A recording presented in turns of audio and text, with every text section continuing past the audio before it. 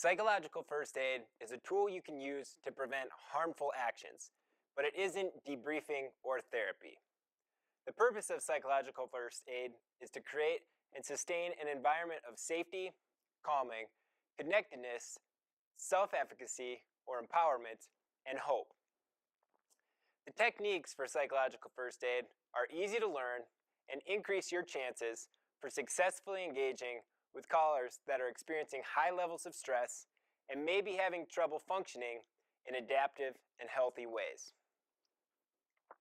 You will most likely think, as you learn some of these skills that we're about to teach you, hey, I already do that. Or maybe you will think, I already learned this in training. If so, I want you to know that is great. We want to reinforce the positive ways you are currently engaging with callers and already working to reduce their stress levels. Keep doing those things.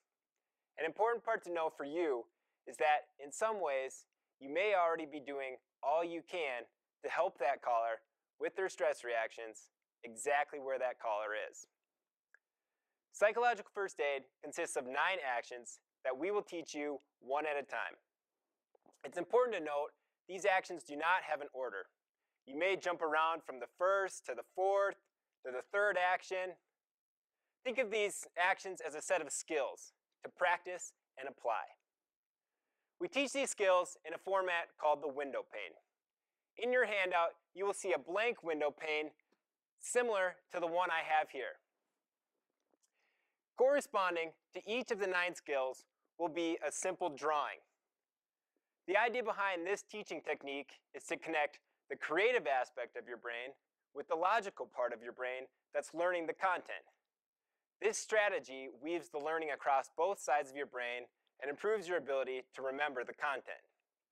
Our hope is this strategy will assist you in recalling the skills when in a stressful condition. Our other hope is that the handout you complete will be a tool for you to carry in your toolbox that you can have confidence in. Currently, psychological first aid is the best practice recommended for reducing the impact of stress and promoting healthy adaptation.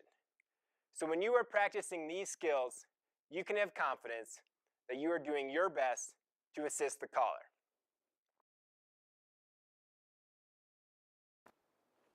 I'm now going to show you what it looks like for one of these drawings to correspond with the skill that we are going to teach you. Keep in mind, these drawings are very simple. We're not trying to tax your artistic ability on this, but feel free, if you want, to jazz up the drawings as much as you'd like. But for us, we're going to keep it very simple. Just to start, I'm going to show you what the drawing is going to be for our first core action, which is called contact and engagement. After this skill, all of the other drawings will be shown to you after you learn the skill. But to get you familiar with the technique, I'm going to show you before you learn this first skill. So to draw contact engagement, we first draw one person over here.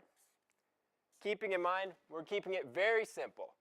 A simple stick figure indicates one person and another person, with one arrow between the two people. Pretty straightforward, contact and engagement. But to reinforce the concept, we also write at the top, contact and engagement.